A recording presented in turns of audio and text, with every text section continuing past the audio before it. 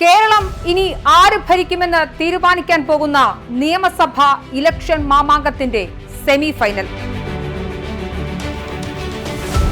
കേരളം അടുത്തത് ആര് ഭരിക്കുമെന്നറിയാൻ മാസങ്ങൾ മാത്രം ബാക്കി നിൽക്കെ അതിനാടകീയമായി ഉപതെരഞ്ഞെടുപ്പ് അരങ്ങേറാൻ പോകുന്ന മണ്ഡലം. ചരടുവലികളും പുത്തൻ കൂട്ടുകെട്ടുകളും വർഗീയതയും പാർട്ടി പടലപ്പിണക്കങ്ങളും ചേരിമാറ്റവും വന്യജീവി ആക്രമണവും വികസനവും അടക്കം സകലതും ചർച്ചയായ കേരളത്തിലെ വിവാദ മണ്ഡലം നിലമ്പൂർ. ഇപ്രാവശ്യം എന്തായാലും UDF കയറണം. അൻവറിനും ചാൻസ്, രാജനും എല്ലാവർക്കും ചാൻസ്. സർവ്വരാഷ്ട്രീയ നാടകങ്ങളും കണ്ട നിലമ്പൂർ മണ്ണ് പോളിംഗ് ബൂത്തിലെത്താൻ ഇനി ദിവസങ്ങൾ മാത്രം ബാക്കി. ജൂൺ 19 നടക്കുന്ന നിലമ്പൂർ ഉപതെരഞ്ഞെടുപ്പിൽ ആര് ജയിക്കും? അൻവർ ചിത്രത്തിൽ തന്നെയല്ല, ആര്യന് കുറയാൻ സാധ്യത, ജയിക്കാൻ സാധ്യതയുണ്ട്. ജീവനത്തിന് വേണ്ടിയിട്ട് രാഷ്ട്രീയം കളിക്കുകയാണ് എല്ലാവരും. 10 സ്ഥാനാർത്ഥികൾ മാറ്റുരയ്ക്കുന്ന നിലമ്പൂർ മണ്ണിന്റെ ഭാവി MLA ആരാണ്? LDF-ഓ UDF-ഓ BJP-യോ അതോ അട്ടിമറി വിജയം നേടാൻ സ്വതന്ത്രൻ എത്തുമോ? നിലമ്പൂരിന്റെ ജനമനസ് അറിയണ്ടേ? ജനഹിതം അറിയിക്കാൻ ടീം മറുനാടൻ റെഡിയാണ്. അൻവർ കുറെ വോട്ട് പിടിക്കും. പ്രദേശങ്ങൾ ഞങ്ങൾ ജയിക്കും. സ്വരാജ് UDF-ന്റെ ഭരണം നിലവിൽ വരണം. നിലമ്പൂർ നഗരസഭയിലും 7 പഞ്ചായത്തുകളിലും മറുനാടൻ ചീഫ് റിപ്പോർട്ടറായ R. പീയൂഷിന്റെ നേതൃത്വത്തിൽ 10 അംഗ സർവേ സംഘം നേരിട്ടെത്തി നടത്തിയ അഭിപ്രായ സർവേ ഫലം നിങ്ങളിലേക്ക് എത്തുന്നു. ഈ ജൂൺ 16 കൃത്യം 11 മണിക്ക് മറുനാടൻ മലയാളി എഡിറ്റർ ഷാജൻ സ്കറിയ സർവേ ഫലം നിങ്ങളുടെ മുന്നിലെത്തിക്കും.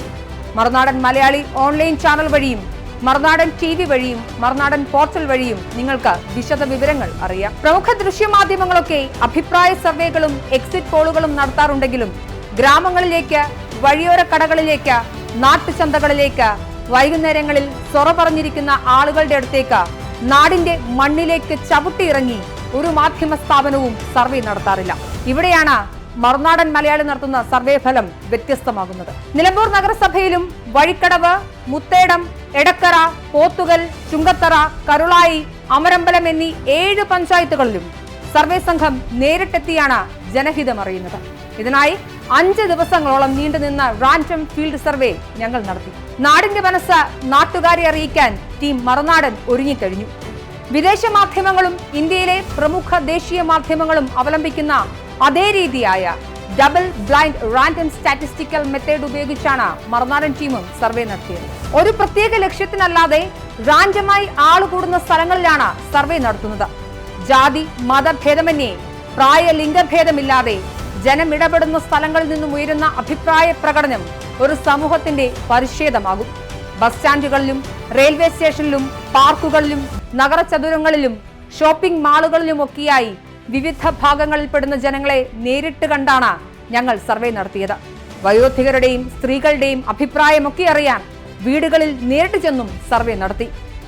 ഓൺലൈൻ ഓഫ്ലൈൻ സർവേകളുടെ ഭാഗമായി മണ്ഡലത്തിലെ 10,000-ഓളം വോട്ടർമാരിലേക്ക് മറുനാടൻ ജനഹിതമാരായനെത്തി. പ്രമുഖരായ ഇലക്ഷൻ അനലിസ്റ്റുകളും സർവേ ടീമിന്റെ ഭാഗമാകുന്നു. മലയാളത്തിലെ മറ്റൊരു മാധ്യമത്തിനുമില്ലാത്ത കൃത്യതയാണ് മറുനാടൻ സർവേയെ വേറിട്ട് നിർത്തുന്നത്. കഴിഞ്ഞ 9 തെരഞ്ഞെടുപ്പിലും മറുനാടന്റെ പ്രവചനം ഏറെക്കുറെ കൃത്യമായിരുന്നു. 2016 നിയമസഭാ തെരഞ്ഞെടുപ്പിൽ LDF-ന്റെ വിജയം, 2021 തുടർ ഭരണവും മറുനാടൻ സർവേയിലൂടെ കൃത്യമായി ഞങ്ങൾ പ്രവചിച്ചതാണ്. അതുപോലെ 2019 2024 ലോക്സഭാ ഇലക്ഷനിലെ UDF-ന്റെ കുതിപ്പും മറുനാടന്റെ സർവേകളിൽ വ്യക്തമായി പ്രതിഫലിച്ചിരുന്നു.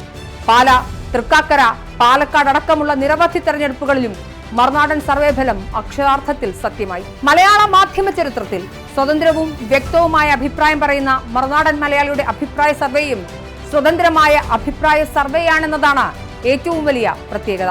ഞങ്ങൾക്ക് രാഷ്ട്രീയമുണ്ട്, ഞങ്ങൾക്ക് നിലപാടുകളുണ്ട്.